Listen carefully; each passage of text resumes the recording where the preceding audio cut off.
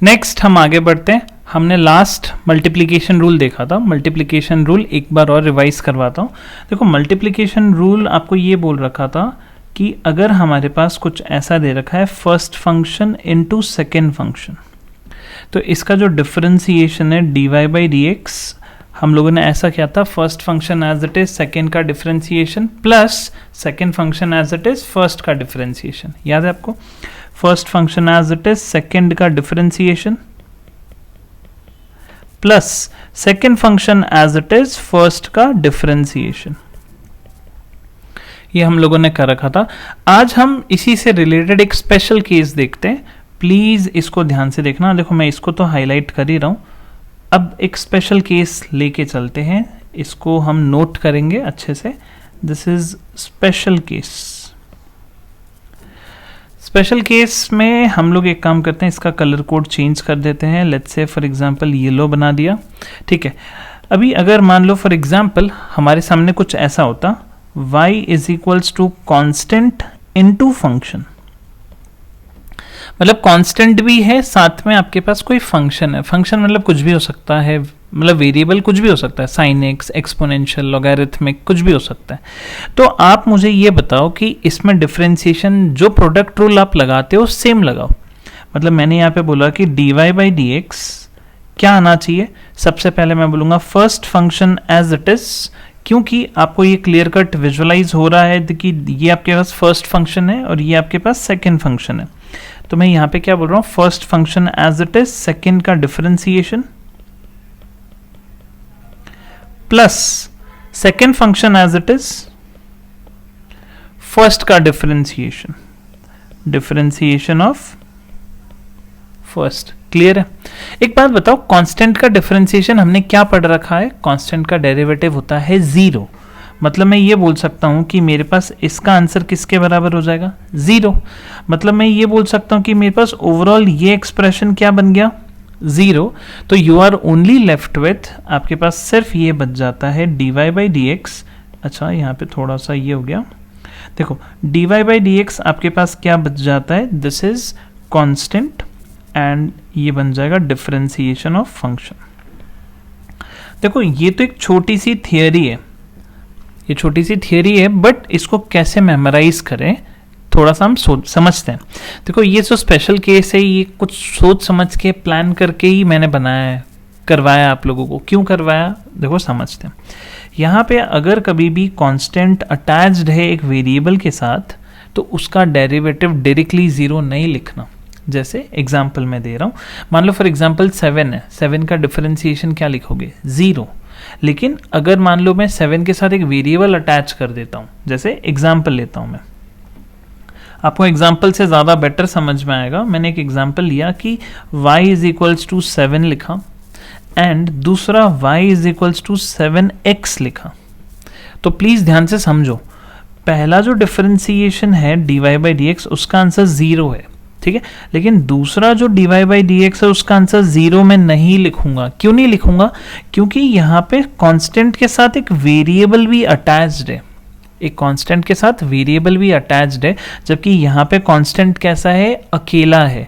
जब कांस्टेंट अकेला रहता है तब डिफरेंशिएशन जीरो करना है, जब कांस्टेंट के साथ वेरिएबल अटैच्ड होता है, देखो ना अभी रिजल्ट हमने जस्ट अभी भी देखा कि कांस्टेंट को एज इट इज रहने दो, सिर्फ डिफरेंशिएट कर दो वेरिएबल पार्ट को।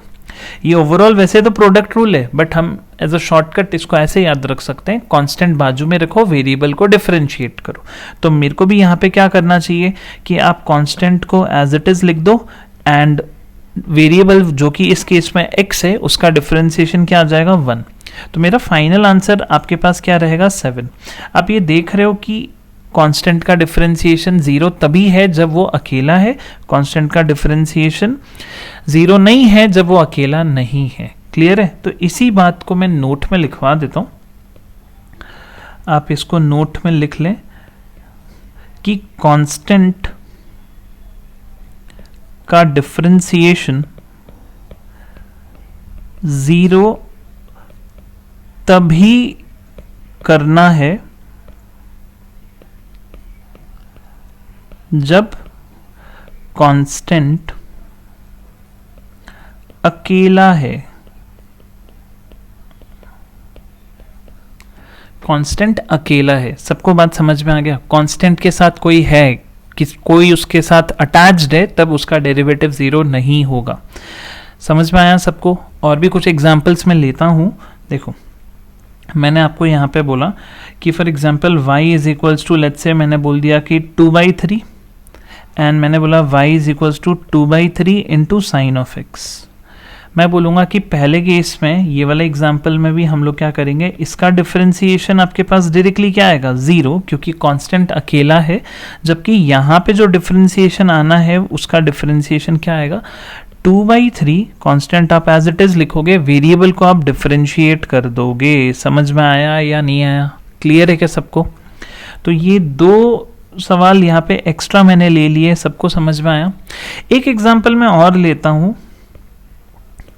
देखो ये भी एक एग्जाम्पल ही था, एक एग्जाम्पल और लेता हूँ। Let's say y equals to, थोड़ा सा इंटरेस्टिंग है, x raise to 3, 3 raise to x, 3 raise to 3। ठीक है, आप एक चीज नोटिस करो कि यहाँ पे, चलो एक और जोड़ देता हूँ, दिस इज 3x।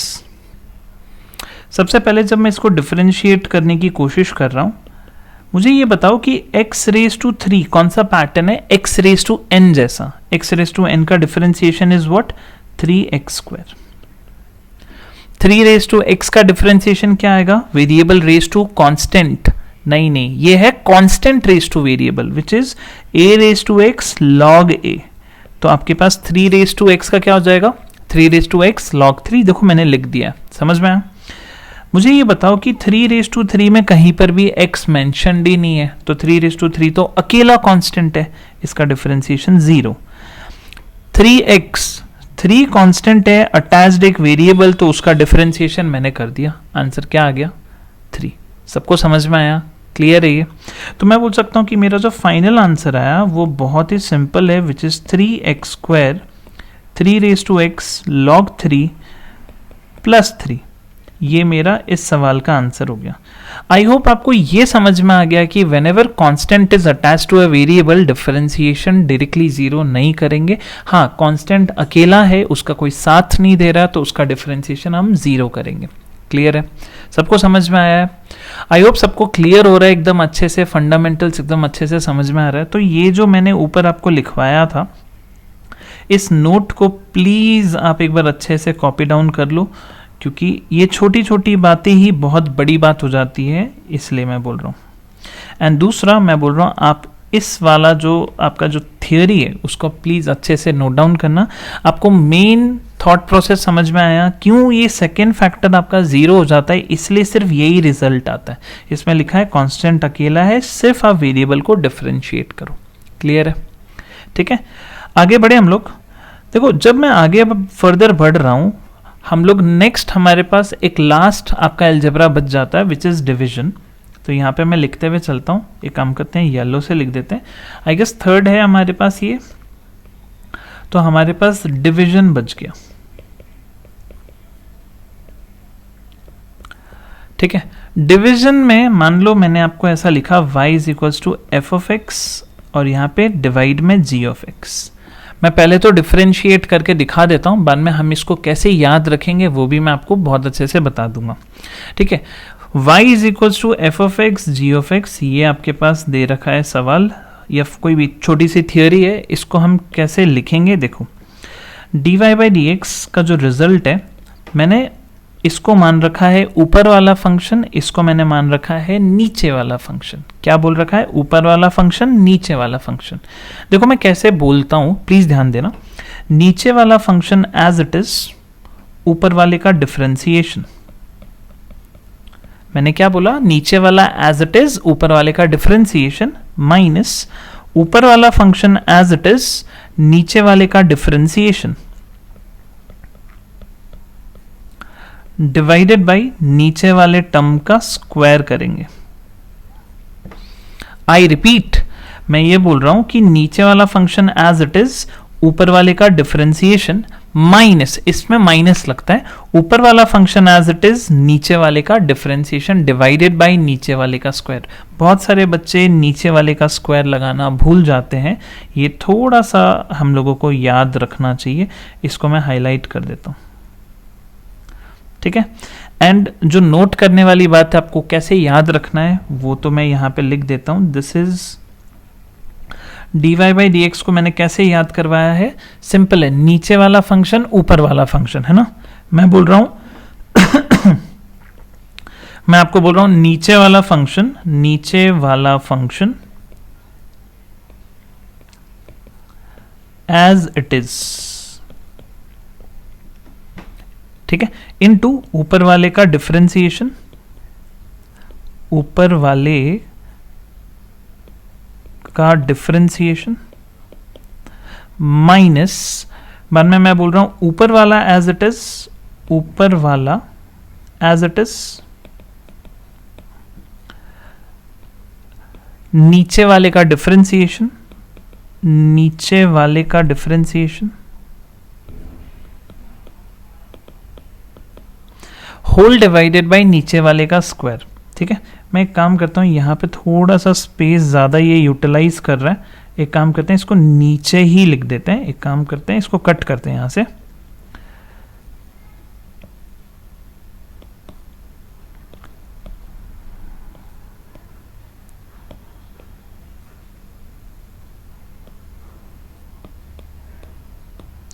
ठीक है, डिवाइडेड बाय यहाँ पे आपके पास आ जाएगा नीचे वाले का स्क्वायर, नीचे वाले का स्क्वायर। सबको क्लियर हुआ है?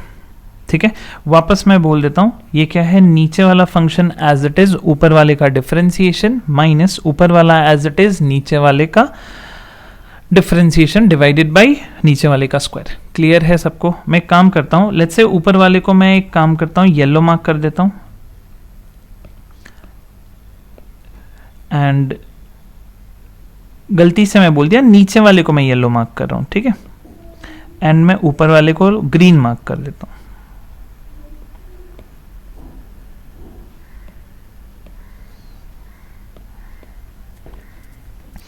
ठीक है, क्लियर है? देखो मैं क्वेश्चन में जब भी बोलूंगा आपको ये याद हो जाएगा, मेमोराइज हो जाएगा। ये थोड़ा सा आपको वियर्ड जैसा लग रहा होगा, बट इससे हम हर एक सवाल करेंगे तो ये आपको याद हो जाएगा, कोई भी बहुत बड़ी बात नहीं है। ठीक है, एग्जाम्पल से समझने की हम कोशिश करते हैं।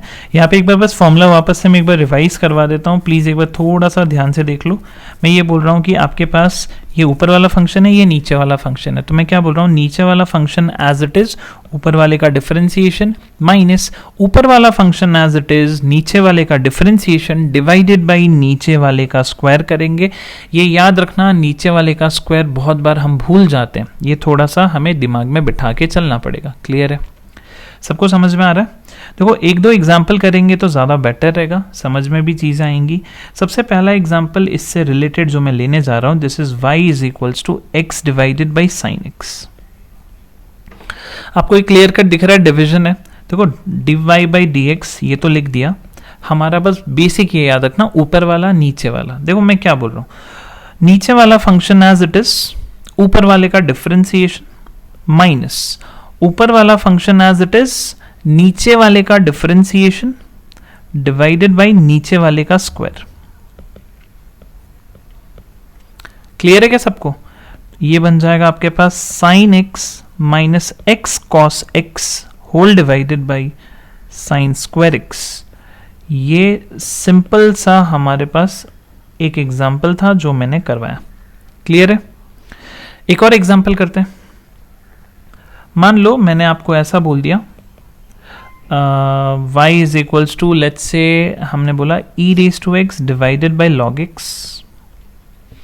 हम इसमें क्या बोलेंगे, dy बाई डी एक्स, नीचे वाला फंक्शन एज इट इज, ऊपर वाले का डिफरेंशिएशन माइनस ऊपर वाला एज इट इज, नीचे वाले का differentiation which is 1 by x whole divided by नीचे वाले टर्म का क्या करेंगे, स्क्वायर।